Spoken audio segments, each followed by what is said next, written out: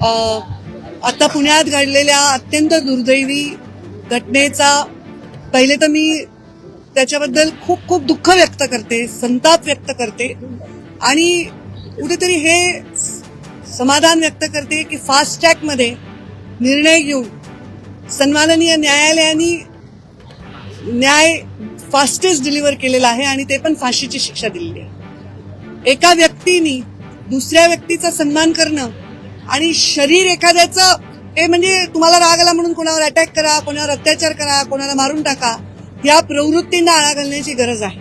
आणि हे मी जो निर्णय आहे तो एक स्त्री म्हणून सुद्धा त्याबद्दल मी समाधान व्यक्त करते. पण तरी पण त्या कोवळ्या जीवाचा जो जी त्याच्यावर अत्याचार झाला त्याच्याबद्दलची माझी संवेदना ही सदैव कायम राहील. आता कोर्टाचे आणि जे फास्ट ट्रॅक मध्ये यंत्रणांनी काम केलं त्यांचे संबंधित गृह मंत्रालयाचे सुद्धा मी त्या मनाने आभार व्यक्त करते. फास्टेस्ट निकाल आलेला आहे. आतापर्यंत ज्या बलात्काराच्या घटना होत्या त्यामध्ये सुनावणी झाली, अवघ्या 60 दिवसांच्या आतमध्ये हा निकाल लागलेला आहे. कोर्टानं असं देखील म्हटलंय की खरं तर आरोपीचं कृत्य पाहत होतं याहून अधिक मोठ्या शिक्षेसाठी पात्र होता, परंतु आपल्याकडे फाशी एकच प्रावधान. म्हणजे कोर्टाची पण जी भावना आहे मी तेच सांगते की कधी कधी एखाद्याला शिक्षा ठोठावल्यानंतरही अजून शिक्षा करावी वाटावी असा एखाद्याचा गुन्हा असेल तर ती भावना कोर्टानेही व्यक्त केली आहे आणि ती सगळ्या राज्यातून व्यक्त होत आहे.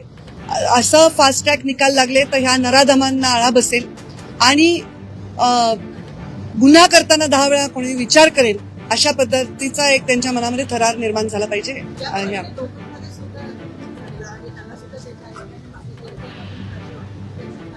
कुठे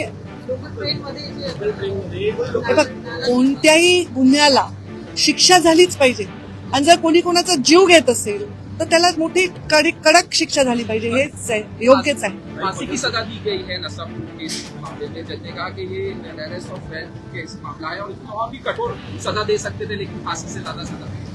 मैं दसलापुर मामले में संवेदना और बहुत शोक व्यक्त करती हूँ क्योंकि ऐसी घटना एक निरपराध छोटे उम्र के बालिका के साथ हुई और सम्माननीय न्यायालय की जो भावना थी कि ये इतना क्रोध और इतना दुख है कि इस घटना के बारे में कि इससे भी बड़ी सजा होती तो देते, पर उस सर्वोच्च सजा है वो दी है तो वो एक समाधान में व्यक्त करती हूँ. ऐसी घटनाएं ना ही हो वही अच्छा है, पर हो तो ये जो न्याय दिया गया है इससे सोचे 100 बार कोई करने वाला कि इसकी सजा क्या हो सकती है. और फास्ट ट्रैक अगर निर्णय हो तो गुनहगार भी 10 बार सोचेगा. सरकार ने कहा कि इस मामले को फास्ट ट्रैक चला जाएगा, जल्द से जल्द सजा होगी. मैंने यही कहा क्योंकि विषय ऐसा है कि इसमें मैं अभिनंदन जैसा शब्द नहीं इस्तेमाल कर सकती क्योंकि दुख भरा विषय, इसलिए मैंने सरकार के आभार व्यक्त किए कि फास्ट ट्रैक बोला था, फास्ट ट्रैक किया है और हर निर्णय ऐसा फास्ट ट्रैक ही होगा आगे से.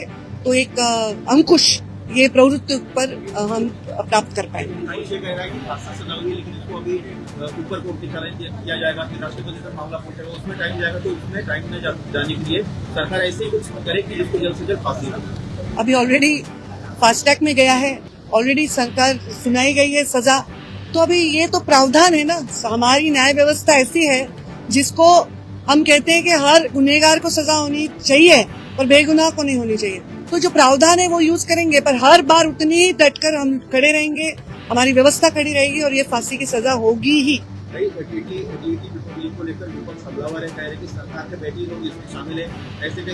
मुझे इसकी जानकारी नहीं, व्यवस्था मेरे विषय के बाहर है, पर विपक्ष जो भी कह रहे हैं उसके ऊपर अभी अगर फांसी की सजा सुनाई दी है फिर भी विपक्ष कह रहा है कि इसमें समाधान नहीं, तो इसमें हम क्या कह सकते.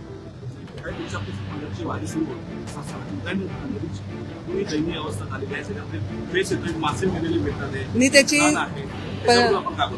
एकटी इंद्रायणी नदी नाही, पाण्याचं सर्वत्र प्रदूषण आहे आणि त्याच्या संदर्भामध्ये खूप व्यवस्था आपण करतो. मी 1-1 तास त्याच्यावर उत्तर देते सभागृहामध्ये आणि या व्यवस्था जेव्हा संपूर्णत्वाला येतील तेव्हा हे प्रदूषण संपूर्ण नाहीसं होईल.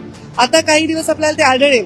मी स्पेशल कमिटी लावून या रूटवरच्या पाण्याच्या संदर्भात तपासणी करण्याचे आदेश माझ्या अधिकाऱ्यांना दिलेले आहेत आणि जे प्रदूषण करणारे आहेत